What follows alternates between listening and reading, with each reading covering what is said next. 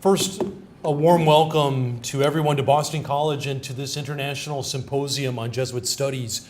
I'm Father Casey Beaumier. I'm the director of the Institute for Advanced Jesuit Studies here at BC.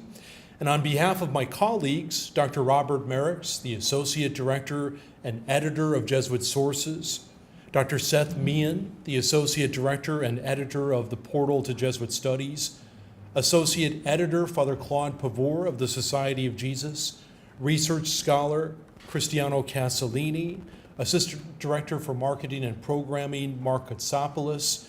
I wish to welcome each of you to this year's International Symposium. The Institute for Advanced Jesuit Studies was founded in 2014 to deepen understanding and appreciation of the history, spirituality, educational heritage, and pedagogical approach of the Society of Jesus through courses, workshops, symposia, and publications. This symposium represents just one of the works of the Institute, and I invite you during your time here at Boston to learn more about our mission and our programming, all of which is meant to position us as an important source for Jesuit studies. The university here has become in many ways not only the hub of Jesuit studies, but also the foundation for this academic discipline, akin to something like Catholic studies or international studies or American studies, for example. Scholars are beginning to look to Boston College for serious inquiry into all things Jesuit, and the university has been extremely generous in supporting and strengthening this foundation.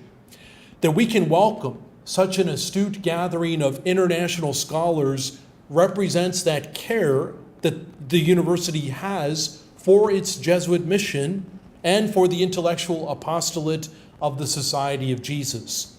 Additionally, your presence here at Boston College is a sign of your own dedication and investment in this important and emerging field of Jesuit studies.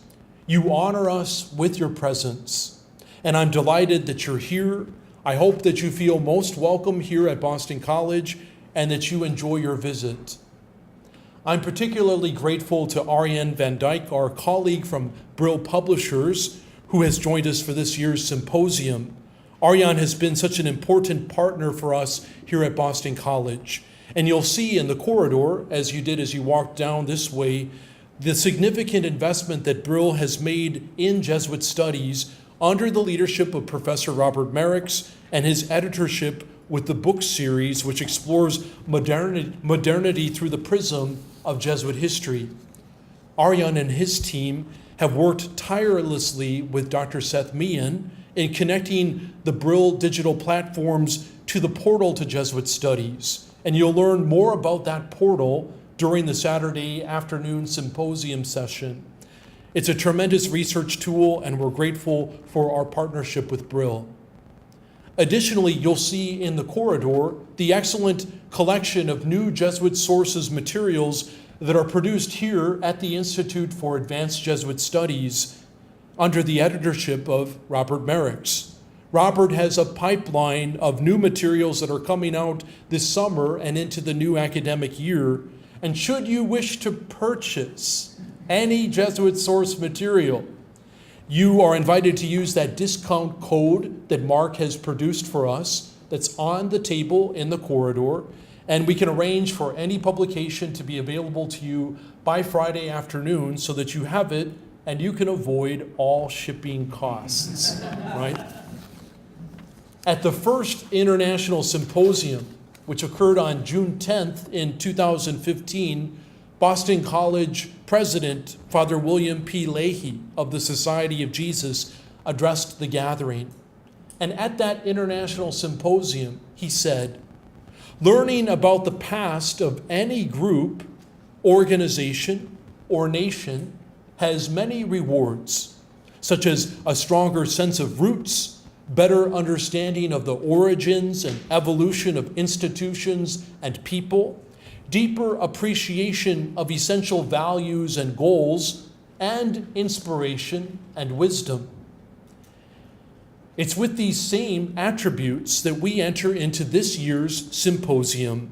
encounters between Jesuits and Protestants in Asia and the Americas, a continuation of this exploration from last year's symposium on Jesuits and Protestants in Africa.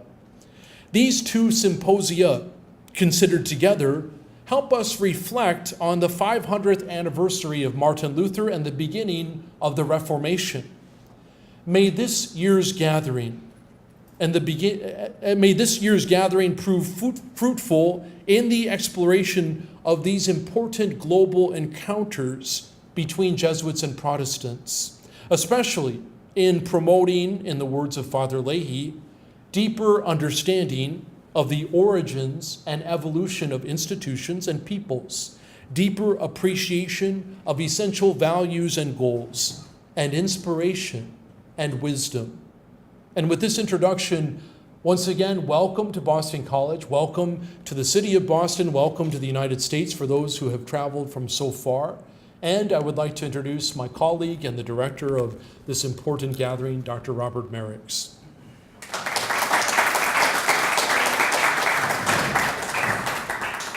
Thank you very much, Father Boumier.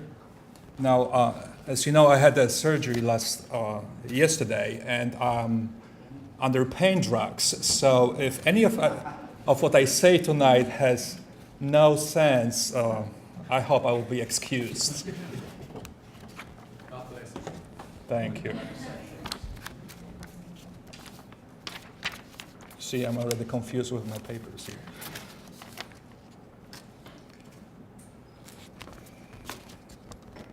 The 500th anniversary of the Protestant Reformation, 1517, provides an opportunity to reflect in a new way on the relationship between the Protestants and the Society of Jesus, which was founded 23 years later in 1540. Before we discuss the Jesuit-Protestant encounter in Asia and the Americas during this symposium, which resulted from the colonial expansion of the Catholic and Protestant European empires through the second half of the second millennium, let us begin by providing the broader historical context of the relationship of Ignatius of Loyola and the Society of Jesus, the order he co-founded, to Protestantism. It is a commonplace in current scholarship and popular literature that the Jesuits were founded as a sort of papal troop to combat Protestantism. And again, the cartoon that Dr. Mihen helped us choose actually exemplifies that kind of approach in late 19th century. I think the cartoon is from the 1870 issue of Harper's Weekly, a periodical of New York City. This anachronism, however, does not find support in the original Jesuit sources. It had been invented, interestingly enough, by Ignatius's companions near and after his death, and the myth then became part of both Protestant and Jesuit historiographies, although they obviously employed different language to narrate the society's origins and goals. The aim of my introduction here is to show the contrast between the early Jesuit documents and later Jesuit and Protestant historiographies on the origins of the relationship between the Society of Jesus and Protestantism, with a special focus on Martin Luther, often called the arch-heretic in the Jesuit sources. As David Myers explained well in his essay on Ignatius and Luther, in Brill's companion to Ignatius of Loyola, which you can purchase from Brill, and I quote, "Ignatius and Luther never met, and though Ignatius knew something of Lutheranism, Luther never heard of the Jesuits' founder or of the Society of Jesus itself. Nor is it at all clear that Ignatius intended his society to be a bulwark against the Protestant flood, or that he was even a church reformer in the first place. The historical literature comparing the two men involves anachronism and stereotype rather than details of their lives. Historians who talk of Ignatius and Luther have really been referring to Jesuits and Lutherans, as these groups crystallized in the half-century following the death of their founders, Luther in 1546 and Ignatius in 1556, 10 years later. End of quote. Indeed, the earliest Jesuit sources describing Ignatius's life and the beginnings of the society rarely mention Luther or other Reformed leaders or Protestantism more broadly. This is quite understandable for those documents narrating the life of Ignatius in 1520s Spain, where Protestantism had very limited impact and the Spanish ecclesiastical authorities, in particular the Inquisition, were more concerned about the spread of the Alumbrado movement. It is striking, however, that the narratives of Ignatius's permanence at the University of Paris between 1527, just after John Calvin's departure from there, and 1535, including those by his first companions like Pierre Favre, Diego Lainez, Simão Rodrigues, or Nicolas Bobadilla, were disputes with Protestants, including the famous Affaire des Placards from 1534, made much fuss, lack any significant references to Luther and Protestantism. To be sure, the eyes of the first companions were directed more to Jerusalem and its Muslim population as a target of their proselytation than to Wittenberg, where Luther's movement symbolically began. What is even more striking, these references are missing in the foundational documents of the society, such as the Formula Instituti, 1539, and the Constitutions promulgated in 1558, in which the first Jesuits defined the identity of the new religious order and its aim. True, the adjusted formula of 1550, 5 years before the Peace of Augsburg, defines the society's additional goal as defense of the faith, but there is no explicit mention of Protestantism. Hence, the Jesuits described therein cannot be defined as a counter-Reformation force, even if part of the Jesuit efforts in the Holy Roman Empire, including those of Peter Canisius, were indeed dedicated to countering the success of Protestantism. References to Ignatius's relationship to reformers and Protestantism are also missing in his so-called autobiography, a narrative redacted by his close collaborators, including Luis González da Câmara and Jerónimo Nadal, to tell the story of Loyola's religious vocation as a prototype of Jesuit vocation. It circulated in manuscript after his death until it was withdrawn by the third Superior General of the Society, Francisco de Borja, and replaced with Pedro de Ribadeneira's official biography, of which the first English translation was made by Claude Pavour, present here, and which is also available in the corridor. In his biography, Ignatius's preferred disciple highlighted the providential coincidence between Luther's summation of Emperor Charles V to Worms and Ignatius's conversion in Manresa in 1521, which is another anniversary to be commemorated in a few years. And I quote, following Claude's translation, in 1521, driven by furies, Luther committed the high crime of openly declaring war on the Catholic Church. That was the very year in which God wounded Ignatius at the fort of Pamplona to heal him and to make a brave leader out of that lowly slave to worldly vanity, opposing him to Luther as the fierce champion of his church. Do you recognize your translation, Clark?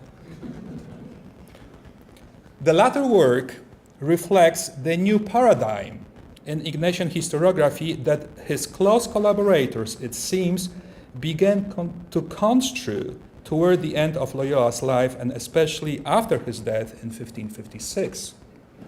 Indeed, various writings by Juan Alfonso de Polanco and Nadal reveal the same historiographical shift. they attempt to clear Ignatius and the still young society, and perhaps themselves being of converso background, of any suspicion of heresy. Their way of doing that was by highlighting the anti-Protestant character of the Jesuits. In his defense of the spiritual exercises against the Dominican Tomás Pedroche's charges of heterodoxy from around 1556, Nadal wrote that Ignatius conceived the society entire institute against heretics, and especially Lutherans. This is how he intended the expression defense of faith in Julius III bull, which, as noted earlier, does not, however, refer explicitly to Protestantism. In his literary dialogue composed between 1562 and 65, Nadal parallels the origins of Jesuitism, as he called it, with the rise of Luther, and compares the two leaders to David and Goliath. In his exhortation to the Jesuit in Cologne from 1567, Nadal compares Ignatius to the role the founders of the Dominicans and Franciscans had played in fighting against heresies of their times, and notes a parallelism between Ignatius' conversion and Luther's so-called nefarious wedding, which is imprecise, for Luther married Katharina von Bora only in 1525. In his exhortation in Alcala, 1576, he is more precise in noting the synchrony between Ignatius' conversion and Luther's summation to Worms. In his Life of Ignatius, written between his exile from Rome in 1573 and his death 3 years later, Polanco portrayed the co-founder of the Jesuit as a, and I quote, new soldier in Christ, who began to serve the heavenly king following his vigil of arms at the Benedictine monastery in Montserrat towards the end of 1521, the year in which Luther began to, and I quote, throw his venom against the Roman Apostolic See when summoned to Worms by Charles V. In Polanco words, Ignatius' and his companions' special obedience to the Pope would become an antidote to Luther's inobedience. There is no such comparison in his earlier summaria of Ignatius' life, composed in the early years of his tenure as the Society's secretary. It seems that Polanco, Nadal, and especially Ribadeneira, whose biography of Ignatius was actually printed and therefore had a wider circulation, influenced the next generation of Jesuit history writers. In his Life of Ignatius, commissioned by the fourth Superior General Everard Mercurian, the Italian Gianpietro Maffei highlights the importance of the synchrony of the year 1521. Yet it must be said that Lutheranism is mentioned quite sparsely in his work. Similarly, in his History of the Society, the Italian Niccolò Orlandini compares the date of birth of Ignatius and Luther and mentions the death of the latter, but references to Luther's venom are rather scarce. The Italian Danielo Bartoli appears to be more explicitly in line with Polanco, Nadal, and Ribadeneira in contrasting Ignatius and the Society with Protestantism. He describes Ignatius as valiant soldier who was, and I quote, carried out from the secular militia to become the chief of a new militia, which, by means of other arms and a new species of warfare, was destined at once to serve the Church by its labors and to defend her against the schism of Henry VIII in England, the apostasy of Luther in Germany, and the revolt of Calvin in France. Unlike his Jesuit predecessors, Bartoli contrasts Ignatius not just with Luther, but also with other leaders of Protestant groups, and emphasizes the synchrony of 1521 and 1534 in the lives of Ignatius and Henry VIII. Similarly, in the History of the Society, the French Jesuit Joseph de Juvisy portrays Ignatius and the Society as the leader of a march against Protestantism and mentions Calvin next to Luther. In the eyes of the contemporary Protestant writers, the main protagonist of this march was not Ignatius, who seemed to be unknown to Luther and other reformers, but Canisius, whose catechism was discussed in 1556 by Flacius Illyricus, a Lutheran reformer from Istria. But the first Protestant, it seems, to write more specifically on the Jesuits was the famous German Lutheran theologian Martin Chemnitz. In his main points of Jesuit theology, published in 1562, he describes the Jesuits as the papal offspring that invaded Germany, spreading their nest throughout. Chemnitz's historical reliability should, however, be questioned because, based on the sheer fact that he made Cardinal Pietro Carafa, later Pope Paul IV, the founder of the society, whereas in reality he founded the Theatines and was rather at odds with Ignatius and the society. Chemnitz's anti-Jesuitism characterized the works of other Protestant writers at the beginning of the next century, including the Swiss Reformed theologian Rudolf Hospinian, who on more than 400 folio pages of his Jesuit history described the Jesuits as deceitful plotters against Protestantism. And the Protestant from Basel, Ludwig Lucius. Interestingly enough, former Jesuits who turned Protestants also became authors of anti-Jesuit works, in the spirit among them the German Elias Hasenmüller, who wrote a history of the Jesuit order that was published posthumously by his Protestant editor in 1593. It defines the goal of the Jesuit foundation as resistance to heretics, especially the Lutherans. By the mid-17th century, the myth of the anti-Protestant origins of the Society of Jesus seemed to have been well established, with the Flemish Jesuit editors of the Imago Primi Seculi, published in Antwerp by Moretus, famous Moretus publisher, in 1640, for instance, explaining that one of the reasons the Jesuits were founded was to defeat heretics, just as Francis and Dominic had defeated the Albigensian heresy in the 13th century. This myth traveled with European Jesuits and Protestant to all the colonies established around the world, including Asia, the Americas, and Africa. And speaking of Africa, as Father Bomir mentioned before, last year we organized a symposium on the Jesuit encounters with Protestant in Nairobi, Kenya.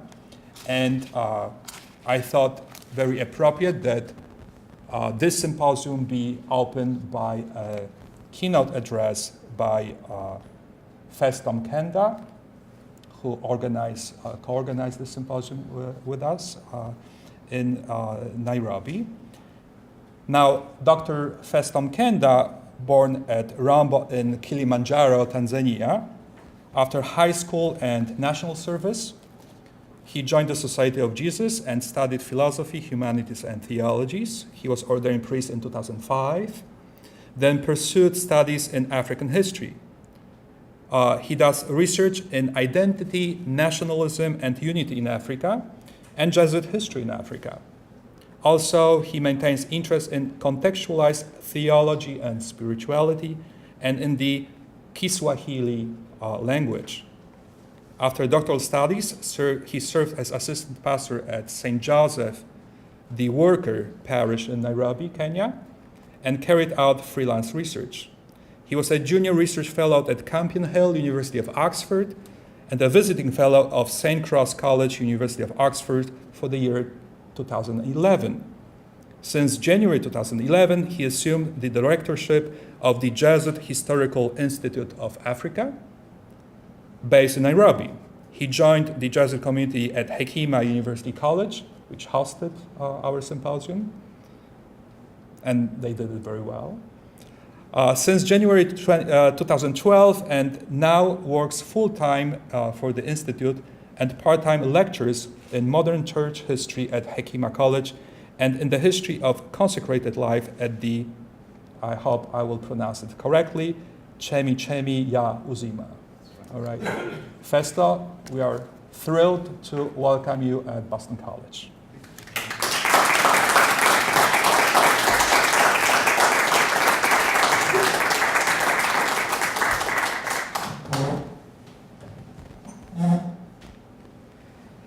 Thank you very much, Professor Marek, for that wonderful introduction.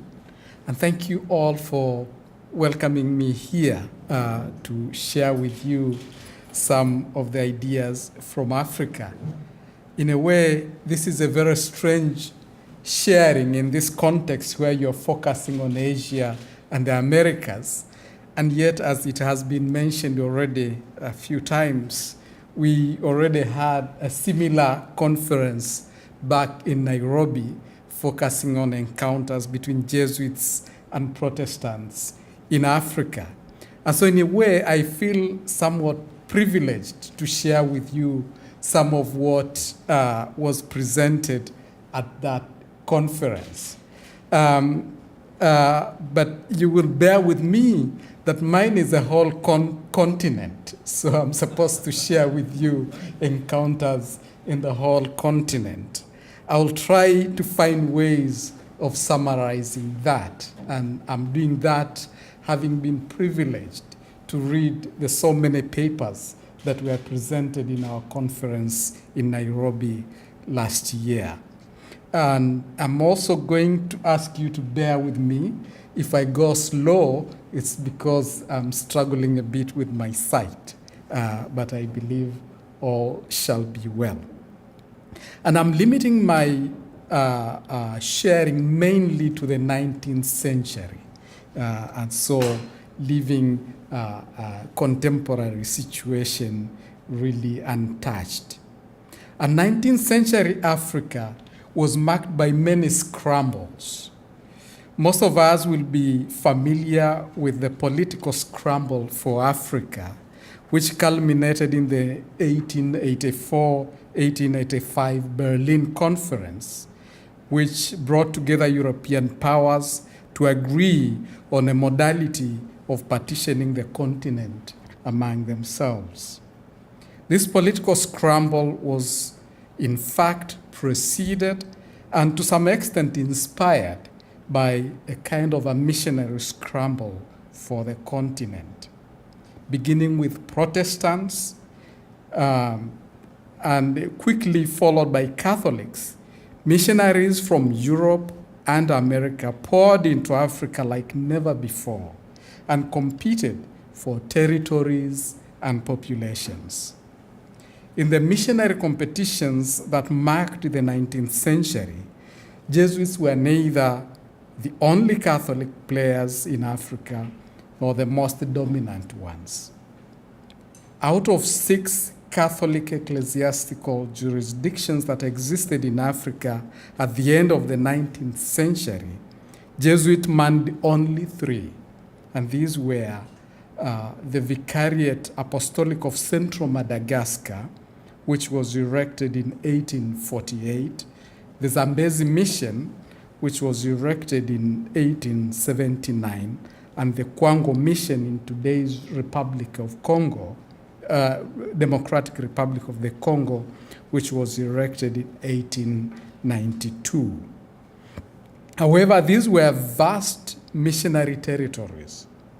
The Zimbabwe Mission, for example, was contemplated to cover most of Southern Africa below the equator. So these were huge territories that were designated as mission territories by the Holy See. Moreover, as we cross to the 20th century, Jesuit activity in these 3 regions, especially in Madagascar and the Democratic Republic of the Congo, spread far beyond their initial centers. And it follows, therefore, that if we are observing Jesuit encounters with Protestants in Africa in the 19th century and indeed early 20th century, these are the 3 regions that we should focus on: Madagascar, the Zambezi region, and the Democratic Republic of the Congo. In a forum like this, we can afford only a general survey of the encounters. I would like to do this by narrowing everything down to 6 items that either forced Jesuits and Protestants to encounter one another in Africa or called for comment from one side about the other. And the six are: 1, memory; 2, territory; 3, government; 4, people; 5, theology; and 6, missionary method. Before discussing memory, it is important to mention that, unlike Protestants, Jesuits had been in Africa before the 19th century. For close to 2 centuries, they had labored in Angola, Mozambique, Congo Kingdom, and Ethiopia from 1548 to the time they were expelled from Portugal and from Portuguese dominions in 1759. While Jesuits themselves remained largely silent about this part of their history in Africa, other Catholics and especially Protestants dug out their memory and debated their legacy. Viewed through Catholic eyes and with emphasis on the challenging context of the time, the first Jesuit experience in Ethiopia, Mozambique, and Angola was largely a successful one, and its protagonists were heroes, if actually not martyrs. Jesuits themselves felt comfortable with this Catholic point of view. Conversely, viewed through Protestant eyes, the experience was almost a complete failure.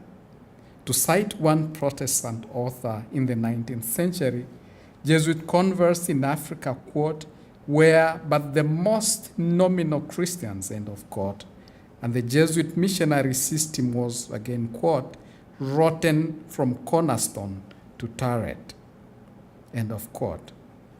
Nearly all Protestant authors make reference to Jesuit implications in the slave trade as one reason for their failure in Angola and Mozambique.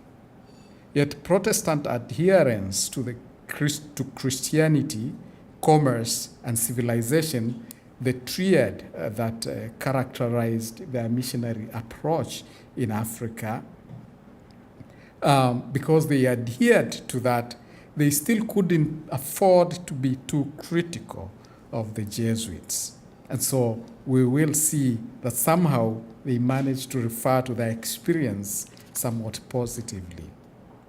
In the 19th century, shared territory became another cause of Jesuit-Protestant encounter in Africa.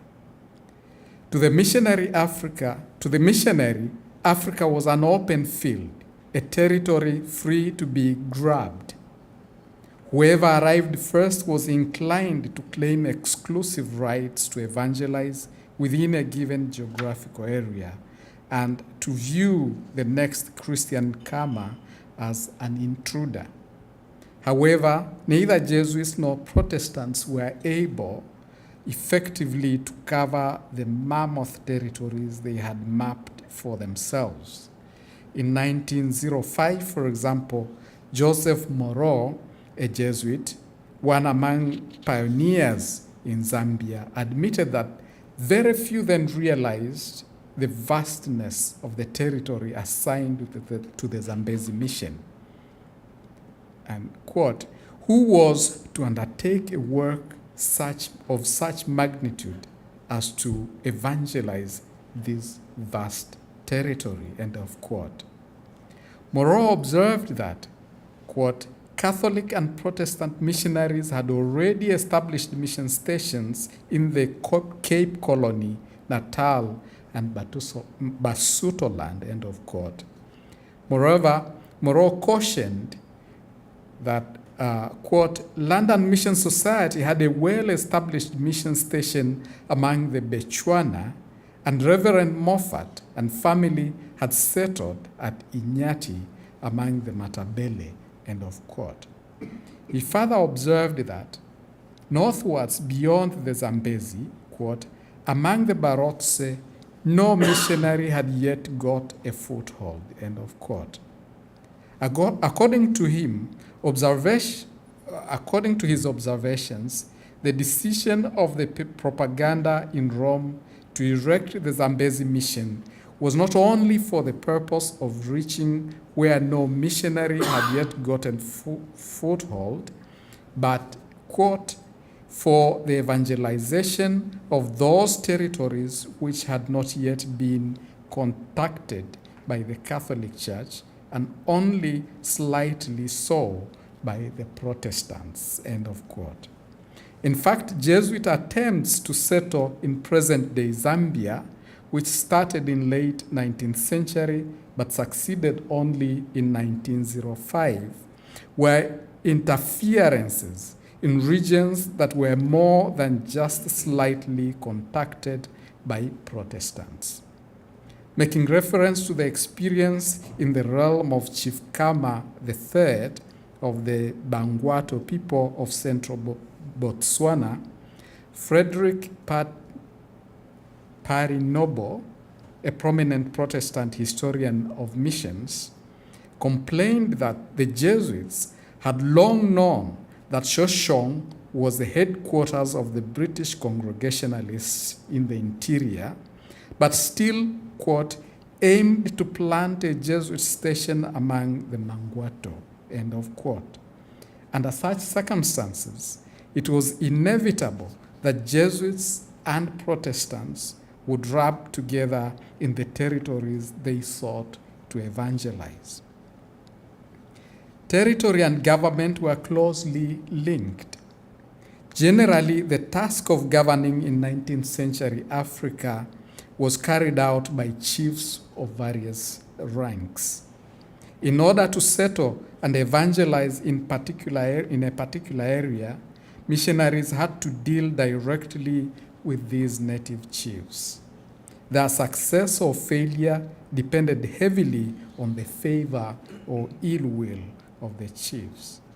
Moreover, as Stephen Neal, another historian of Christian missions, indicates, various motives encouraged chiefs to permit the presence of missionaries among their people. Some were clever enough to recognize that a white man might be useful as a safeguard against the ever-encroaching menace of his fellow countrymen.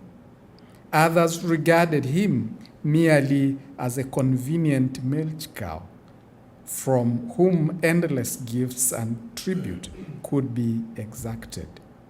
Others again liked to have a tame missionary about the place, as they might equally well have liked to have a tame elephant. But whatever the motive, without the approval of the chief, residence was impossible, and even if residence was permitted, the acquisition of land or anything like a permanent tenure was always a matter of the utmost difficulty, end of quote. As long as they went to the same places, Jesuits and Protestants had to deal with the same chiefs. The chief became the point of their encounter and, in many ways, the arbiter between them, between the Jesuits and the Protestants. In allocating land, the chief decided who settled where and in order to separate competing missionary interests. Moreau's narrative of the first Jesuit encounter with Chief Khama in Zambia is of interest in this regard. Khama was already a Christian aligned to the London Missionary Society. When Jesuits approached him for permission to settle and preach, Khama answered, and this is quote, that he had already the missionaries of the London Missionary Society, and that either the Jesuits would teach the same doctrine and therefore would be no new acquisition at all, or they would teach a different one and thereby bring disunion among his people, and would in such a case be worse than useless, end of quote. Rejected by Khama, the Jesuit proceeded to Chief Lobengula of the Ndebele people in today's Zimbabwe. Here, according to their host, they could stay repair his wagons, teach his people different trades, and even repair guns, quote, but not teach his people any doctrine that condemned the laws or customs of his country, end of quote. The Jesuits, like the Protestants who had arrived in Matabele land before them, were forced to sit and wait for better times. In fact, it has been argued that, quote, Lobengula used his experience with Protestants, missionaries, and European traders to develop an effective strategy that severely limited the efficacy of the Jesuit effort, end of quote. The Jesuits also visited Chief Lewanika of the Lozi people in today's Zambia, first in 1880, when they found him disposed to their mission, and then in 1883, when he was no longer interested in them. Their conclusion was that he had been influenced, or rather, influences had been at work, meanwhile, predisposing him against the Catholic missionaries and inclining him towards the Protestants.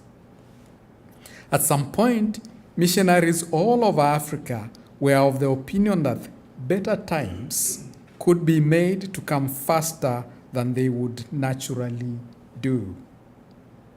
Both Jesuits and Protestants in Southern Africa came to view obdurate African chiefs as irritants, if not outright obstacles to the gospel. Writing in 1922 about missionary heroes of Africa, James Morrison would describe the African, quote, tribal chief as, quote, often a cruel, bloodthirsty, and licentious tyrant who ate up his people, end of quote. Such chiefs kept their people out of the missionary reach. It was thought, yet it was the African native that the missionary wished to evangelize. Frederick Perry Noble, again, the avowed critic of Catholic missions in Africa, whom I have already mentioned, would say that the Jesuits also believed, and rightly, that the difficulty of missions among the Ndebele lay in the government rather than the subject. In his view, quote, if despotic institutions could be relaxed, here was a soil capable of fruit, end of quote. He further cites Father Alfred Veld, a Jesuit, as having thought it probable that if we set aside the influence of despotic rule, which may itself be turned to good, the field is more hopeful than of the Parana and Uruguay, which produced so rich a harvest. So ultimately we have Jesuits and Protestants here agreeing that the African chief needed to go.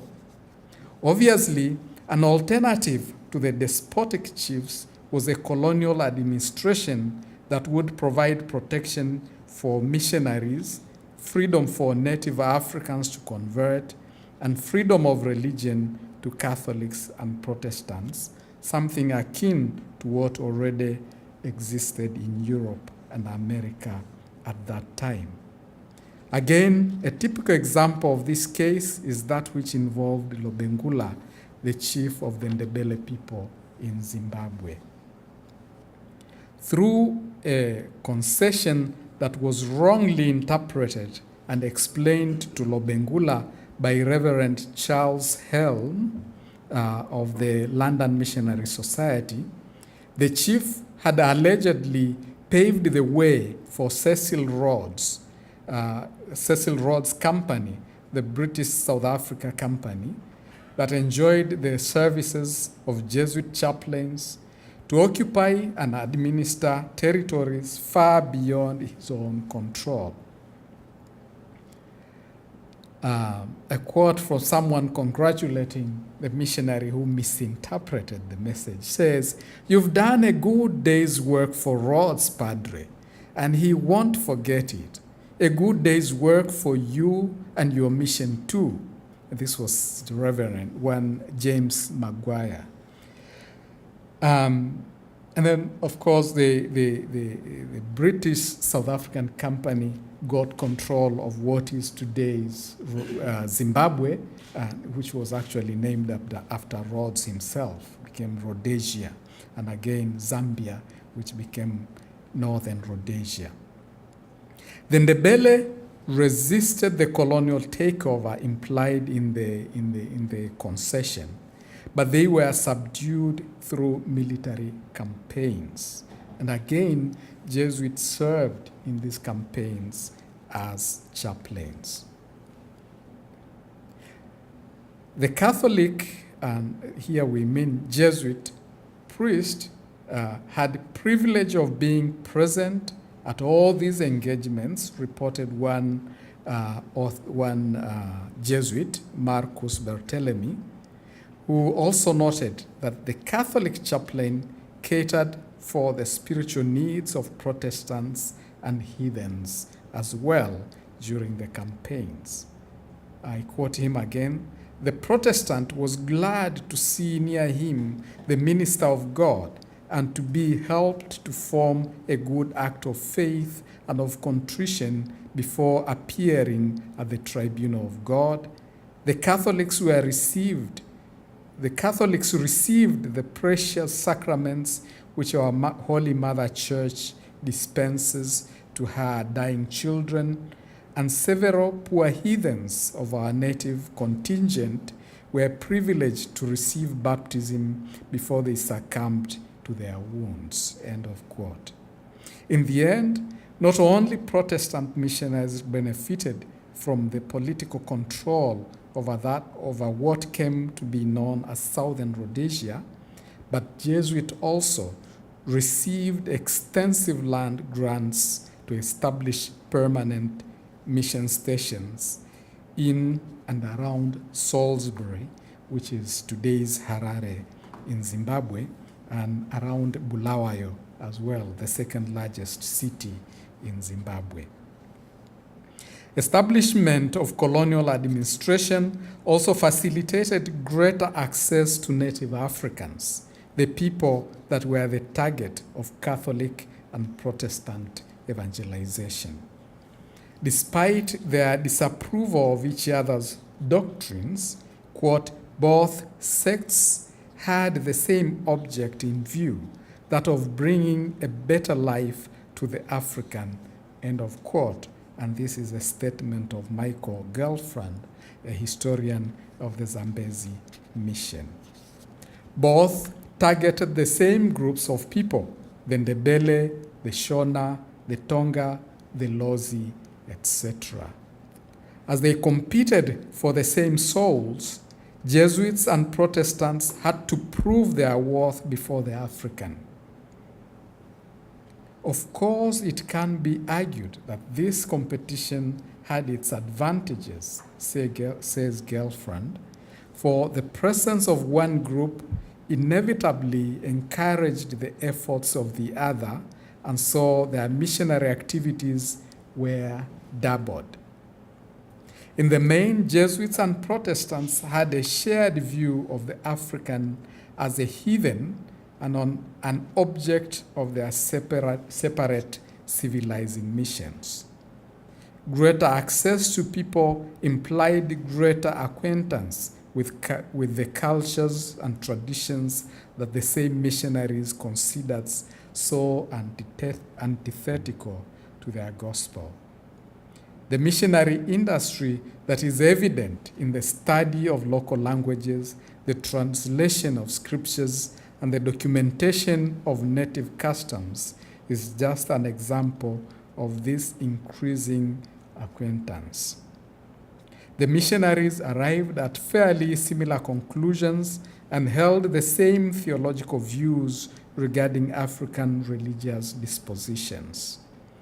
As Sion Letukefu has argued in a slightly different context, 19th century missionaries, quote, identified Christianity with the moral standards of their own middle-class background at home, and anything which deviated from these standards they regarded as sinful and deplorable and to be eradicated. They had very little appreciation or respect for the customs and traditions of the people. They condemned dancing, sports, smoking, and many other innocent habits of the people, and regarded them as harmful to Christianity and therefore forbidden to the members of the society. End of quote.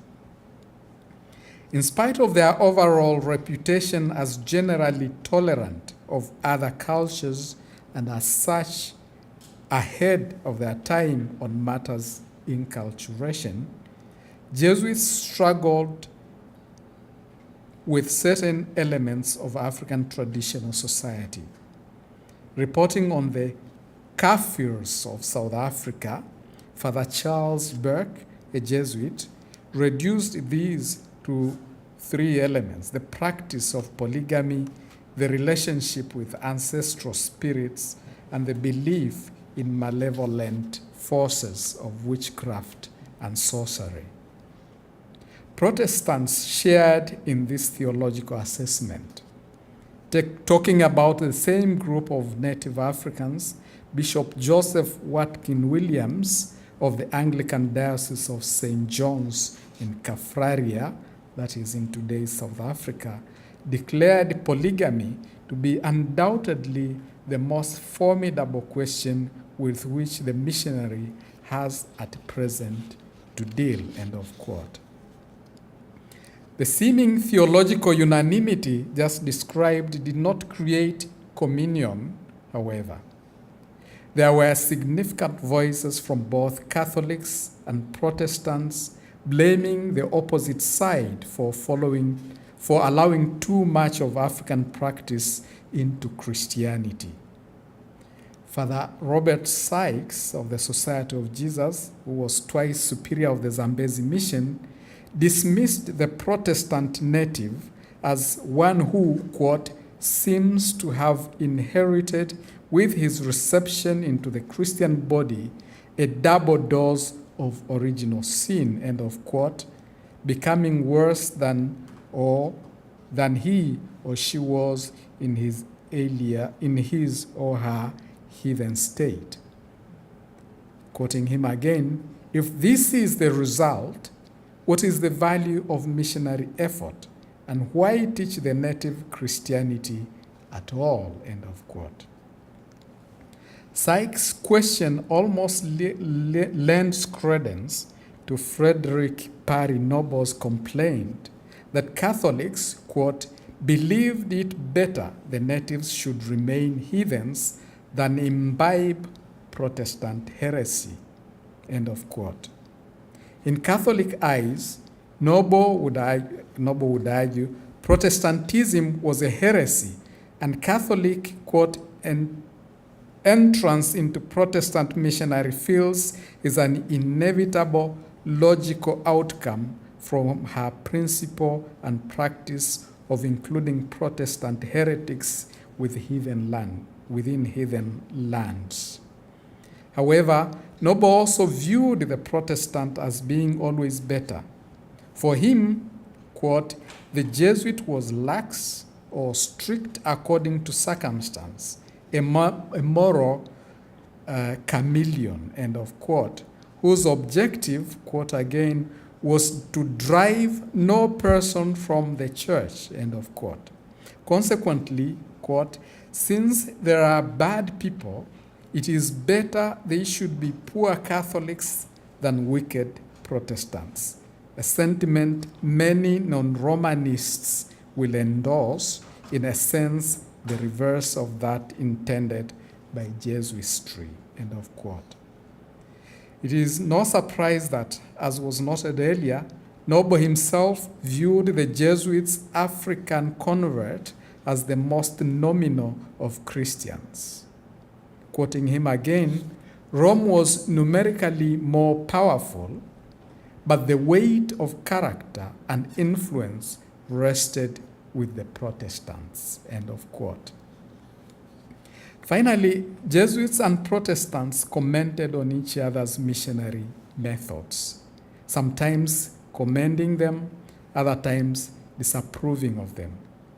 For example, there was a certain understanding among Jesuits, shared by other Catholics as well, that Protestants used money to advance their cause and that they had a lot of money.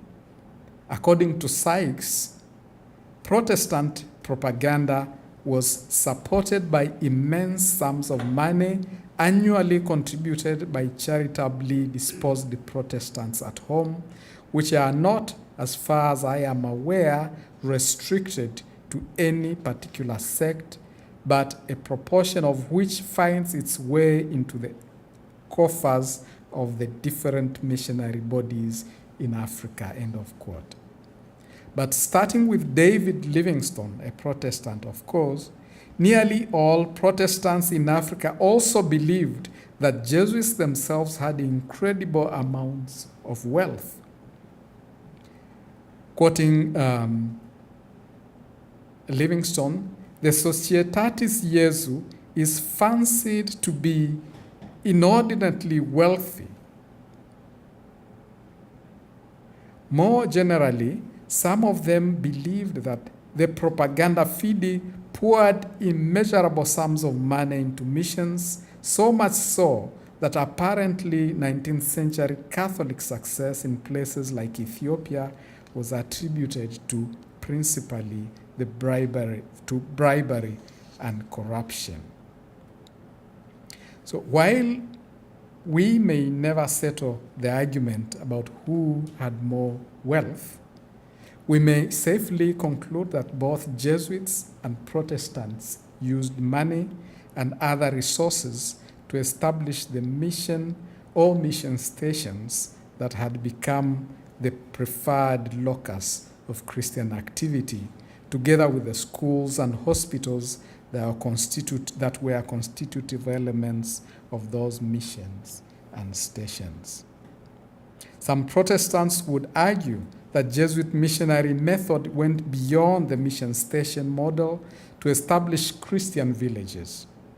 The fullest development of this Jesuit structure in Africa was seen in the so-called chapel farms in Congo, which were created exclusively for the youth, with each consisting of a chapel, a missionary lodge, a farm, and accommodations for children and for a few married couples that were meant to be role models for the targeted boys and girls.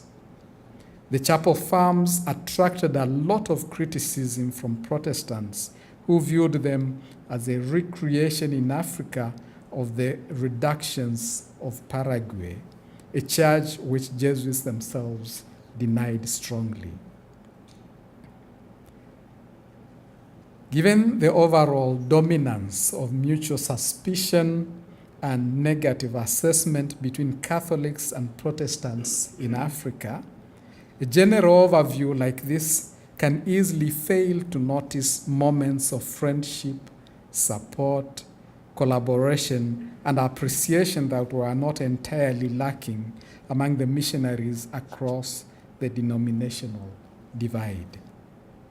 In spite of his critical stance against anything Protestant, for example, Marshall, who I have quoted before, could still describe a certain Mr. Bell, who was an English Protestant, as, quote, friend and protector, end of quote, of Catholic missionaries.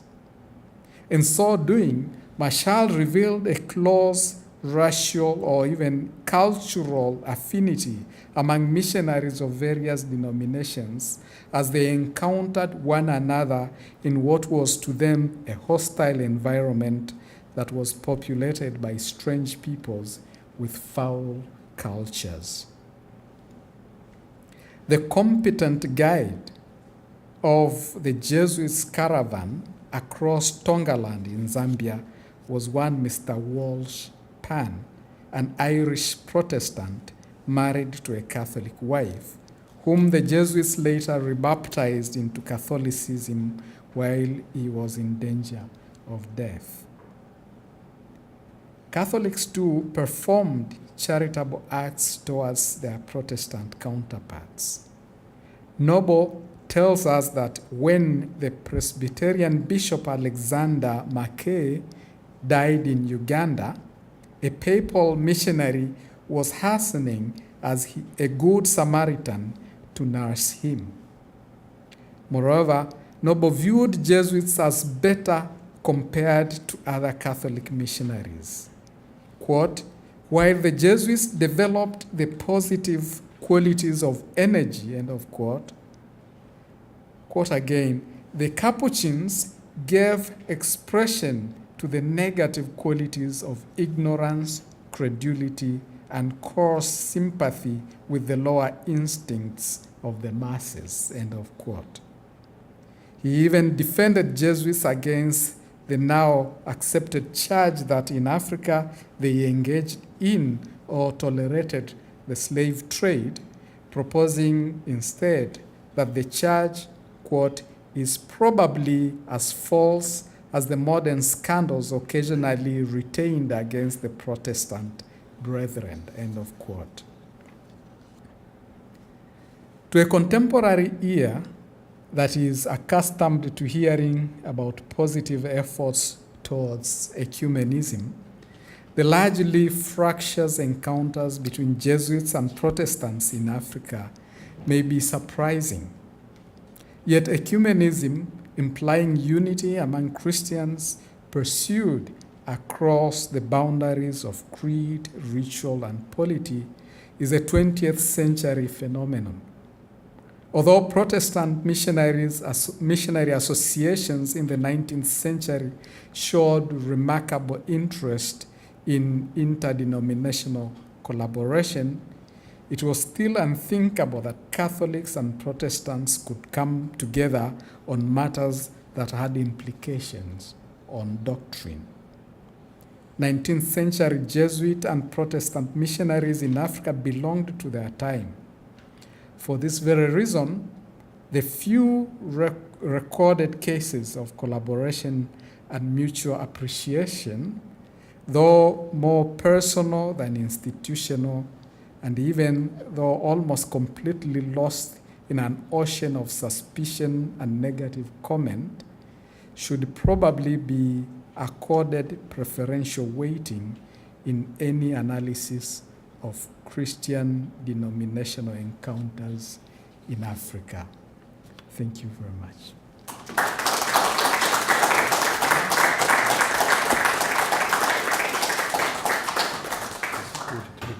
Sure. Festo would like to take a few questions. We have two microphones. One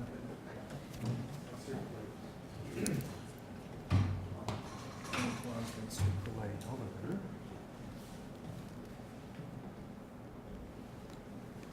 Any questions to Festo and Mkenda? Yes, Kyle Roberts. Now? Yes. Thank you so much. I think it's a really fantastic opening to this conference, and you've given us these really 6 wonderful sort of points to look at, which I think is really going to go throughout the rest of this conference. I was kind of curious about your comment about access, and the comment you made that greater access to the people came through colonial administrations instead of through the sort of native government. And I'm sort of curious what the reaction would be and how you might historicize that. Access doesn't necessarily mean reception. Are there ways in which there is a sort of suspicion on the part of the peoples they're trying to proselytize among that either is there from the start or develops over time? I mean, do you see a shift then at times being too connected to the colonial administration, in fact, works against Catholics and or Protestants? Okay, thank you. Okay.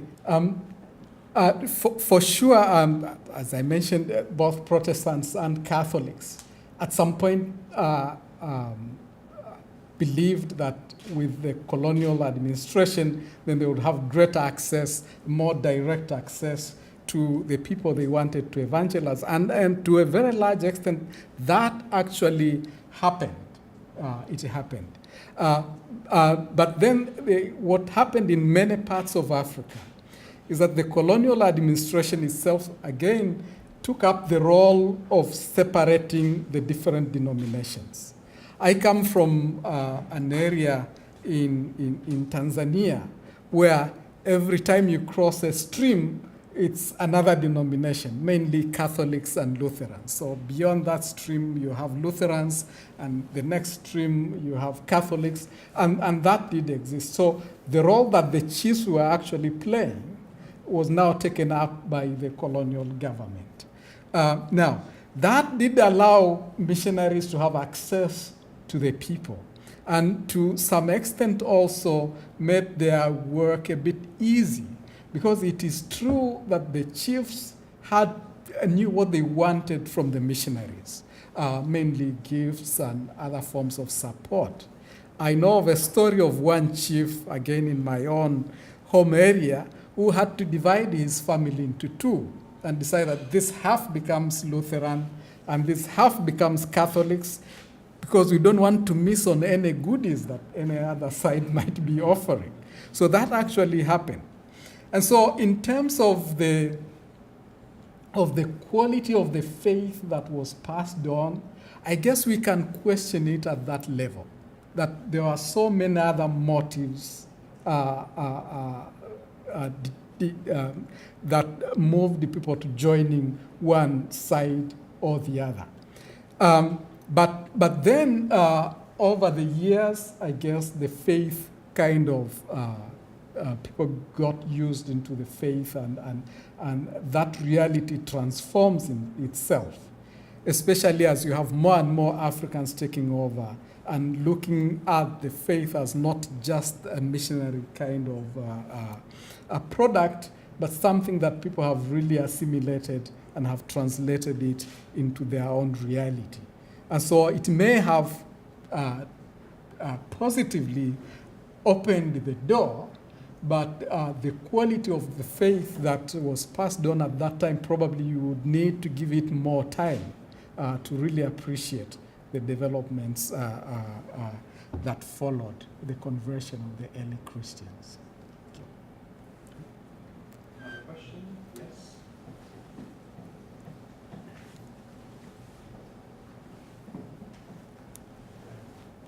I wonder if you could say something further about the Protestant critique about the Jesuits' attempt to replicate the Paraguay reductions.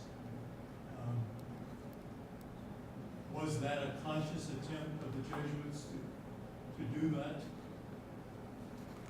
Thank you. In fact, this is a very interesting subject, and it's one that I would really wish to see more research on. And my own familiarity with it is still very sketchy. But in the context of Africa, it's probably only in Congo that we had this attempt to create villages for youth specifically. And the Jesuits themselves said that it wasn't meant to be a replication of what happened in Paraguay, and I take their word for that. What was happening, Jesuits moved to Congo after a lot of pressure from King Leopold II. In fact, they refused 3 times. And finally, the king managed to appeal to Rome and really push Jesuits. Ultimately, they moved to Congo. And the idea of creating villages for the youth probably belonged to Leopold II more than the Jesuits. And in that sense, it wasn't really a replication of Paraguay. What he had in mind, what the king had in mind, were youth created mainly for service in his own government in Congo. He wanted the Jesuits to help him form this kind of a military brigade that part of it would serve in the colonial government in Congo, and he promised them that you could have 20% of those youth maybe to go to your missionary work and all that. So I feel that it's an idea more of Leopold II than actually of the Jesuits themselves. Yeah. Claude? Yes, has much work been done on the preaching? How was the gospel preached differently or similarly between the two groups? It seems to me both Protestants and Catholics are communicating the gospel. It would be one thing they have in common. So have studies been done on the preaching of this, or did each group think more in terms of building the community of faith as the main immediate goal, not so much the content of the gospel? Thank you. That's interesting. Again, it's one of those questions that immediately make you wish more research had been done. And so I'm really not aware of much research in that line. However, I must say that next month, actually, we are having a follow-up conference to what we had in Nairobi on encounters between Catholics and Protestants, so much broader than just Jesuits and Protestants. And I've looked at some of the abstracts of the papers that will be presented. So we have people, for example, looking at music. How did Protestants and Catholics use music differently? One gentleman is arguing that the Protestants translated their music, the music from Europe translated into African languages, and so pretty much European music in African languages. Catholics didn't go beyond liturgical music, and so they would pretty much stay with Latin music. But then this gentleman is arguing that come to the Second Vatican Council, and the whole thing changes. You have Protestants stuck with their translation, European translations into African languages, but you have Catholics actually creating African music with African rhythms, going even beyond translation. So there's a change happening after the Second Vatican Council. And I really wish that we could have more of this kind of studies. But probably taking you back to the time before the 19th century, because many Protestants made comments on Jesuit missions in the 16th and 17th century in Africa. One of the things that they blame them for is that the Jesuits never made an effort to translate the scriptures. So their method is such that they never handed over the scriptures to native Africans. In fact, David Livingstone would argue that Christianity vanished after the Jesuits had left, specifically because they didn't pass on the scriptures to native Africans. And so that remains a Protestant style, that they made a lot of effort to translate scriptures into African languages and pass them on to native Africans, something that the Jesuits didn't do, and largely Catholics didn't do until much, much later.